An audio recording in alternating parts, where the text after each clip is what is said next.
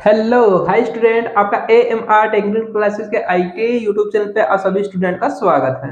तो आज हम लेक्चर नंबर स्टार्ट करते हैं 22। इसमें हम देख रहे हैं कि अपना हम डायरेक्ट ऑनलाइन स्टार्ट करेंगे।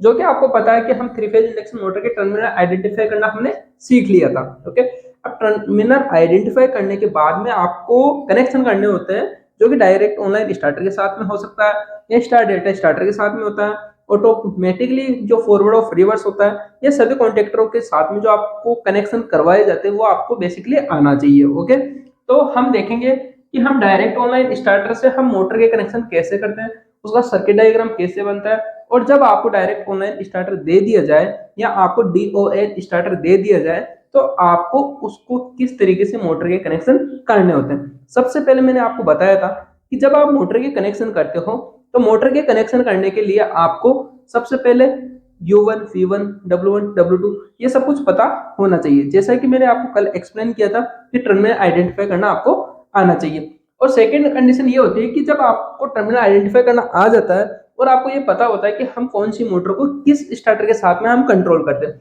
जैसा कि मान के चलिए अगर आपकी 5 HP तक की मोटर होगी, उसके लिए हम डायरेक्ट ऑनलाइन स्टार्टर का यूज करते हैं। और 5 HP से अगर अधिक वाली मोटर होती है उनको हम स्टार डेल्टा स्टार्टर के साथ में हम उसको चलाने का के लिए हम उसका यूज करते हैं। और अलग अलग स्टार्टर बने हुए होते हैं, जितने हॉर्स पावर की मोटर होगी उसके अकॉर्डिंग हम स्टार्टरों का यूज करते हैं। अब आपने देखा होगा कि अलग अलग टाइप के स्टार्टर आपने देखे हैं, क्योंकि आपको जो सर्किट डायग्राम आपके बुक्स में भी आपको देखने के लिए मिलता है कि एक डायरेक्ट ऑनलाइन स्टार्टर होता है, एक इंचिंग जॉगिंग वाला होता है, और एक रिमोट कंट्रोल वाला होता है, और एक ऑटोमेटिक वाला होता है, जो कि आपके कॉन्टेक्टरों की सहायता से ये सर्किट तैयार होता है। तो जैसे मान के चलिए आपको अगर डायरेक्ट ऑनलाइन स्टार्टर अगर तैयार करना है, अगर आपको कॉन्टेक्टर मिल जाए, ओके, उसके अंदर क्या होता है, 9 वोल्ट कॉइल होती है, जो कि आपको ऑपरेट करने के लिए या तो 2 फेज की सप्लाई देनी होती है या फेज और न्यूट्रल में सिंगल फेज सप्लाई से भी वो ऑपरेट हो सकता है, और 3 फेज से भी वो ऑपरेट हो सकता है कि हम 2 फेजों की जो आपको सप्लाई प्रोवाइड करवानी होती है। तो हम देखेंगे कि डायरेक्ट ऑनलाइन स्टार्टर का हम सर्किट डायग्राम कैसे बनाते हैं। जैसा कि मान के चलिए आपके पास जो आपकी एमसीबी होती है घरों में लगी हुई होती है, या आप लाइन को देते हो, तो यहाँ पे जैसे मान के चलो ये L1 है, ये L2 है, और ये L3 है। ओके, तो ये आपके कहाँ तक सप्लाई जा रही होगी, एमसीबी तक। जैसे मान के चलिए हम सर्किट डायग्राम साथ के साथ हम स्टार्ट करते चल रहे हैं। ओके, जो कि आपके लिए सबसे इजी तरीका रहेगा, जो मैं आपको करवा दूंगा, या आप कभी लाइफ में नहीं भूलोगे। ओके, तो सबसे पहले आपने देखा कि भाई L1, L2, L3 आपके पास 3 फेज आ रहा है। अब 3 फेज आ रहे हैं तो इनको कहीं ना कहीं तो आपको देना है। तो देने के लिए आप क्या करोगे, यहाँ पे सबसे पहले आप एमसीबी में लगाओगे। ओके, सबसे पहले आप किस में लगा दोगे, एमसीबी में, या आईसीटीपी स्विच में लगा दोगे। ओके, तो यहां से जैसे आप आईसीटीपी स्विच को दोगे, देने के बाद में आपको क्या करना रहेगा, इसको ऑन करना रहेगा। तो जैसे ये अपनी एमसीबी है, ओके, एमसीबी, ओके, एमसीबी के बाद में आपने देखा होगा कि जब डायरेक्ट ऑनलाइन स्टार्टर होता है तो वो एक ओवरलोड की कंडीशन में वर्क करता है। ओके, तो ओवरलोड की कंडीशन में वर्क करने के लिए हमने देखा कि यहाँ पे हम क्या लगा देते हैं, ओवरलोड रिले लगा देते हैं। क्या लगा देंगे हम, ओवरलोड रिले, जो कि हम ऐसे एक रेजिस्टेंस के बाद हम इसको लगा देते हैं। ठीक है, हम इनको क्या बोलते हैं, ओवरलोड रिले बोलते हैं। जैसे ही इसके अंदर क्या होगा, ओवरलोड की कंडीशन आएगी तो ये क्या करेगी, अपने आप को मैग्नेटाइज करेगी। और इसके अंदर क्या होता है, ओवरलोड रिले, क्या होती है, ओवरलोड रिले, या ओवरलोड कॉइल भी हम इसको बोलते हैं। तो ये क्या करती है, अपने सर्किट को ओपन करने का काम करती है। अब इसके बाद में क्या लगा हुआ होता है, कॉन्टेक्टर रहते हैं। जो अपने कॉन्टेक्टर होते हैं वो किस काम के लिए होते हैं, भाई मोटर को आगे सप्लाई देने के लिए हम इसका यूज करते हैं। ओके, हम यहाँ पे ये जो यूज कर रहे हैं ये आपके क्या है, कॉन्टेक्टर होते हैं। जो कॉन्टेक्टर कैसे होते हैं, कहने का मतलब ये नॉर्मली ओपन होते हैं। ओके, ये कैसे होते हैं, नॉर्मली ओपन होते हैं, जो कि जैसे ही आप यहाँ पे इसके अंदर जो एनवीसी होती है, इसके साथ में एनवीसी जुड़ी हुई होती है कॉन्टेक्टरों के साथ में। तो जैसे कॉन्टेक्टर ऑपरेट होंगे, कॉन्टेक्टर ऑपरेट कैसे होंगे, जब उसके अंदर एनवीसी 9 वोल्ट कॉइल ऑपरेट होगी। ओके, 9 वोल्ट कॉइल क्या होगी, ऑपरेट होगी। जैसा कि मान के चलिए यहाँ पे क्या लग रखी है, आपके 9 वोल्ट कॉइल लग रखी है। तो इसके अंदर हम जैसे सप्लाई देंगे, भाई हो सकता है L1, L2। ओके, तो यहाँ पे हम इसका नाम दे देंगे A1 और A2। ठीक है, अब ये जैसे उत्तेजित होगी तो जो सप्लाई यहाँ पे आ रही थी, यानी मतलब जैसे आप इसको ऑन करोगे, ऑन करने के बाद में जो फेज होगा वो यहाँ तक आ जाएगा, इसमें सभी में यहाँ तक आ जाएगा। अब जैसे ये ऑपरेट हो जाएगी तो ऑपरेट होने के बाद में ये सभी प्लंजरों को आपस में जकड़ लेगी। ये कॉन्टेक्टर नॉर्मली ओपन होते हैं, जैसे इसके अंदर मैग्नेट बनता है तो ये इन कॉन्टेक्टरों को आपस में आकर्षित कर लेती है। तो जैसे ही इनको चिपका लेगी तो जो सप्लाई यहाँ तक आ रही थी वो सप्लाई आगे पास हो जाएगी। ओके, तो जैसे आगे पास होने के बाद में आपको क्या करना होता है, सीधा सा काम करना होता है जो कि आप कहाँ पे मोटर को दे सकते हो। ओके, तो ये आपका नॉर्मली काम होता है। जैसे मान के चलिए ये 3 फेज एसी मोटर है, एसी मोटर। ओके, तो आप यहाँ पे इसके जो 3 तार निकले हुए होंगे मोटर के, 3 तार जो मैंने आपको बताया था कि आप यहाँ तो स्टार कनेक्शन कर सकते हो या डेल्टा कनेक्शन कर सकते हो। तो स्टार जैसे मान के चलो मैंने स्टार या डेल्टा जो भी कनेक्शन हो, अगर 6 तारों को आपने 3 तार में कन्वर्ट कर लिया तो उसके बाद में आपको क्या करना है, U1 P1 और W1। इसका मतलब क्या होगा, ये स्टार में है तो इन तारों को आपको इसके साथ में मोटर के साथ में आपको जोड़ देना है। मैंने टर्मिनल आइडेंटिफाई करना कल वाले लेक्चर में आपको सिखाया था। ठीक है, तो ये आपकी कौन सी हो गई, ये मोटर के कनेक्शन हो गए। कहने मतलब 3 फेज इंडक्शन मोटर थी जिसने को आपने क्या किया, डायरेक्ट आपको चलाना था। ओके, डायरेक्ट आपको क्या करना था, चलाना था। ये आपकी मोटर हो गई। ठीक है, अब आपको क्या करना है भाई, 9 वोल्ट कॉइल के इसके भी तो आपको कनेक्शन करना है। तो इसके कनेक्शन करने के लिए आपको क्या करना रहेगा, सबसे पहले आपके पास स्विच होनी चाहिए। अब स्विच कौन कौन से भाई, इसको स्टार्ट करने के लिए स्टार्ट पुश बटन चाहिए और स्टॉप करने के लिए आपके पास स्टॉप पुश बटन अवेलेबल होना चाहिए। और यहाँ पे थर्मल ओवरलोड रिले भी आपके पास अवेलेबल होनी चाहिए। तो यहाँ पे जैसे मान के चलिए ये थर्मल ओवरलोड रिले ऐसे होती है। ठीक है, जैसे इसके अंदर क्या होगा, लोड की कंडीशन बढ़ेगी तो ये क्या हो जाएगी, अपने आप को ओपन कर लेगी। क्या तो नॉर्मली क्लोज होती है, जैसे इसके अंदर ओवरलोड की कंडीशन बढ़ेगी तो यहाँ पे ये अपना सर्किट तोड़ देती है। जैसे सर्किट तोड़ेगी तो अपनी 9 वोल्ट कॉइल के पास सप्लाई जाना बंद हो जाएगी। तो जैसे सप्लाई जाना बंद होगी तो मोटर अपनी प्रोटेक्ट हो जाएगी। ओके, तो यहाँ पे हमने इसको A1 A2 नाम दे ही रखा है। ओके, और यहाँ पे हम एक एक्सिलरी कॉन्टेक्टर भी लगा देते हैं, जो कि एक्सिलरी कॉन्टेक्टर का क्या काम होता है कि इस 9 वोल्ट कॉइल को ऑपरेट करके रखने का काम करती है। ओके, जो कि ये क्या होता है, नॉर्मली ओपन होता है।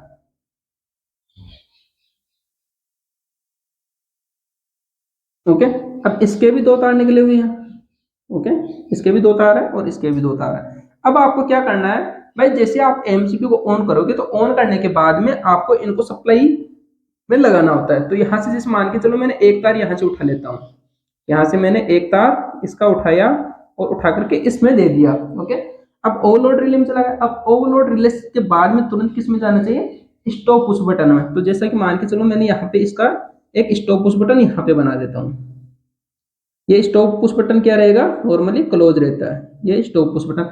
अब स्टॉप पुश बटन का जो एक आउटपुट वाला तार रहेगा ये किसके साथ में रहेगा, ऑन पुश बटन में लग जाएगा। तो ऑन पुश बटन का एक तार और ये ऐसे लग जाएगा। ठीक है, तो ऑन पुश बटन यहाँ पे लग जाएगा। ओके, अब ऑन पुश बटन का ये जो आउटपुट वाला तार रहेगा ये किसके साथ में लग जाएगा, अपने 9 वोल्ट कॉइल के साथ में लग जाता है। तो 9 वोल्ट कॉइल को दे देंगे हम। ओके, ये अपना 9 वोल्ट कॉइल को लग गया। और एक ये 9 वोल्ट कॉइल का एक तार है, ये इनमें से दूसरे वाले फेज पे हम लगा देंगे। तो जैसा कि मान के चलो मैंने इसका एक तार यहाँ से उठा करके इसको दे दिया। अब आप देख रहे होंगे कि ये 2 तार बच रहे हैं। तो ये एक्चुअली कॉन्टेक्टर होते हैं, ये किसके साथ में लगे हुए होते हैं, स्टार पुश बटन के समानांतर क्रम में लगे हुए होते हैं। तो इन दोनों तारों को हम यहाँ पे ला करके लगा देंगे। जैसा कि मान के चलिए एक तार को यहाँ से उठाया और इसके यहाँ पे लगा दिया और इस एक तार को यहाँ से उठा करके इसे लगाना है। ठीक है, तो ये अपनी आपकी क्या रहेगी, 9 वोल्ट कॉइल है जो कि A1 और A2, और ये एक्सिलरी कॉन्टेक्टर है, इसको AU से हम डिनोट करते हैं। ये सहायक कॉन्टेक्टर। ओके, एक्सिलरी कॉन्टेक्टर का मतलब ही क्या होता है, सहायक कॉन्टेक्टर होता है। ओके, जैसे इसके अंदर मैग्नेट बनेगा, जैसे मान के चलिए देखिए आपने इसको ऑन किया, ऑन करने के बाद में ये जो L1 था और ये दूसरा वाला L2 था, दोनों अगर ये जो 440 वोल्टेज की होगी, 440 वोल्टेज की होगी तो इसको 2 फेज की सप्लाई प्रोवाइड करवानी रहेगी। तो इसके लिए हमें क्या करना है भाई, जैसे आपने देखा कि यहाँ से ओवरलोड रिले में, ओवरलोड रिले से जो निकला वो स्टॉप पुश बटन में, स्टॉप से निकला, आउटपुट में जो आया वो तार किसके साथ में लग गया, स्टार्ट पुश बटन के। तो जैसे यहाँ से ये स्टार्ट, हम जैसे इसको दबाएंगे, दबाने के बाद में इसका सर्किट यहाँ से ऐसे कंप्लीट होकर के 9 वोल्ट कॉइल को चला जाएगा। एक तार यहाँ से लगे रखा है, और जैसे आप इसको छोड़ दोगे तो इसका मतलब क्या होगा, इसकी सप्लाई बंद हो जाएगी। तो इस सप्लाई को बंद होने से रोकने के लिए हमने क्या किया कि ये एक्सिलरी कॉन्टैक्टर लगा दिया। भाई जैसे हम इसके अंदर मैग्नेट बनेगा, इसके अंदर जैसे सप्लाई हम इसको दबाएंगे तो दबाते ही इसके अंदर सप्लाई जाएगी, और सप्लाई जाते ही ये क्या करेगा, अपने आप को चिपका लेगा। तो यहाँ से ये चिपकाने के बाद में ये ऑन हो जाएगा। तो ऑन होने के बाद में ये जो फेज आ रहा था यहाँ से जाकर के इसमें से जाकर के यहाँ से होते हुए इसमें से आकर के ऐसे इस 9 वोल्ट कॉइल को मिलता रहेगा। तो इससे अपने 9 वोल्ट कॉइल क्या रहती है, ऑपरेट रहती है। देखिए ये आपका जो सिंगल लाइन डायग्राम था, ये जो मैंने इतना स्ट्रक्चर बताया, ये हम इसको एक सिंगल लाइन डायग्राम बोलते हैं। और बाकी ये जो मेन था आपका नॉर्मली, ये क्या था आपका पावर वायरिंग थी। ओके, तो हम क्या करते हैं, एक इसका सिंगल लाइन जो डायग्राम बनता है वो एक हम इसका सेपरेटली एक बार और समझ लेते हैं। जैसे मान के चलिए आपके पास क्या है, L1। ओके, आपने L1 से जो सप्लाई उठाई वो किसको दी, एमसीबी को दी। ओके, एमसीबी को, एमसीबी का जो आउटपुट निकला यहाँ पे किसके अंदर लग गया, आपका ओवरलोड रिले के अंदर। और ओवरलोड रिले से जो इसका आउटपुट निकला वो किसके अंदर चला जाएगा, स्टॉप पुश बटन क्या है साथ में लग जाएगा। ये क्या है, स्टॉप करने के लिए होता है। और इसका जो आउटपुट निकलेगा वो किस में चला जाएगा, स्टार्ट पुश बटन के एनो पे, स्टार्ट पुश बटन के एनो पे। तो स्टार्ट पुश बटन, और इसका जो आउटपुट निकलेगा वो किस में चला जाएगा, सीधा एनवीसी में 9 वोल्ट कॉइल में चला जाएगा, जो कि यहाँ पे A1 और यहाँ पे A2 और यहाँ पे अपना L2 सप्लाई हमें देनी होती है। अब आप देखोगे भाई ये जो कंप्लीट सर्किट है ये यहाँ पे बना हुआ है। ओके, जब आप अपने आप से करने की कोशिश करोगे या सर्किट डायग्राम को एक बार अपने खुद से बनाने की कोशिश करना, आपको अच्छे से समझ में आ जाएगा। तो देखिए हमने क्या किया, L1 वाली सप्लाई, भाई हमने L1 वाली सप्लाई दी थी, देख करके हमने किस में दिया, एमसीबी में, जो कि ये एमसीबी लग रही थी। तो एमसीबी के साथ में ये L1 आया, एमसीबी के बाद में जो आउटपुट लग रखा था हमने यहाँ से L1 उठाया, उठा करके हमने किस में दे दिया, ये ओवरलोड रिले में दे दिया। क्या नाम, मतलब ये जो था ना thermal overload relay, thermal overload relay, इनको TOLR थर्मल ओवरलोड रिले हम इसको नाम देते हैं, ठीक है। और इसके बाद में जैसे आउटपुट निकला ये किस में चला गया, स्टॉप पुश बटन में। तो यहाँ से हमने देखा स्टॉप पुश बटन में, स्टॉप पुश बटन का जो आउटपुट था वो किस में चला गया, स्टार्ट पुश बटन के यहाँ पे आ गया। यहाँ से इसका दूसरा वाला तार था वो यहाँ पे आकर के इसमें चला गया, इस कॉन्टेक्टर में चला गया, ठीक है। तो कहना है कॉन्टेक्टर का मतलब A1 A2 NVC 9 volt coil होती है ये। अब जैसे ये 9 वोल्ट कॉइल ऑपरेट होगी, तो ऑपरेट होते ही यहाँ पे एक हम इसके स्टार्ट पुश बटन के समानांतर में क्या लगा देते हैं, एक्सिलरी कॉन्टेक्टर लगा देते हैं। वो क्या काम करता है, मोटर को ऑन रखने का काम करता है, ठीक है। जिस मान के चलिए आपने यहाँ पे एमसीबी को ऑन कर दोगे, ऑन किया, ऑन करते ही यहाँ पे थर्मल ओवरलोड रिले क्या होती है, नॉर्मली क्लोज होती है। ये स्टॉप पुश बटन नॉर्मली क्या होता है, क्लोज होता है। ओके, इसको आप एनसी लिख सकते हो, इसको भी एनसी लिख सकते हो। ये नॉर्मली ओपन होता है, तो नॉर्मली ओपन दिख रहा है। ओके, अब आप क्या करोगे, यहाँ तक सप्लाई आ रही है, अब इसको आगे पहुंचाने के लिए आप क्या करोगे, स्टार्ट पुश बटन को ऐसे प्रेस करोगे। जैसे प्रेस करोगे तो यहाँ से इसके पास मिल जाएगी सप्लाई। ओके, A1 पे, एनवीसी के A1 पे मिलेगी और A2 को सप्लाई डायरेक्ट मिल रही थी, तो ये एनवीसी क्या हो जाएगी, ऑपरेट हो जाएगी। अब जब तक आप इसको दबा के रखोगे, पुश बटन है, तो पुश बटन को जब तक जितने टाइम के लिए आप दबा करके रखते हो उतने टाइम के लिए ये मैग्नेट ऑपरेट रहता है, मतलब इसके अंदर मैग्नेट बनता रहता है, जिसका मतलब है कि ये मोटर को आगे की तरफ सप्लाई देना स्टार्ट कर देता है। अब जैसे आप इसका हाथ हटा लोगे तो हटाने के बाद में क्या होगा, ये मोटर को बंद कर देगा। क्या मतलब इसके अंदर मैग्नेट बनना बंद हो जाएगा। तो ये सप्लाई को जो या कॉन्टेक्टर है ना, ये क्या हो जाता है कि जब इसमें मैग्नेट बनता है या इसमें मैग्नेट बनता है तो ये आपस में ऐसे ऑन हो जाता है, ये इसको चिपका लेता है। जैसे सप्लाई बंद होगी तो ये इनको वापस छोड़ देगा, तो सप्लाई जाना बंद हो जाएगी। तो इस ये काम बार बार होने की वजह से इसको रोकने के लिए हमने क्या किया, भाई स्टार्ट पुश बटन था ना, इसका यहाँ से लेकर के हमने एक एक्सिलरी कॉन्टेक्टर लगा दिया। ओके, जो क्या काम कर रहा था, ये एक्सिलरी कॉन्टेक्टर किसके साथ में लगा हुआ होता है, 9 वोल्ट कॉइल के साथ में लगा हुआ होता है। ओके, 3 कॉन्टेक्टर तो आपके ये हो गए और एक एक्स्ट्रा होता है। जो एक्स्ट्रा किसके लिए होता है, ये स्टार्ट पुश बटन के समानांतर क्रम में लगाने के लिए ही होता है। जो क्या होगा, ये नॉर्मली ओपन 9 वोल्ट कॉइल के साथ में काम करता है।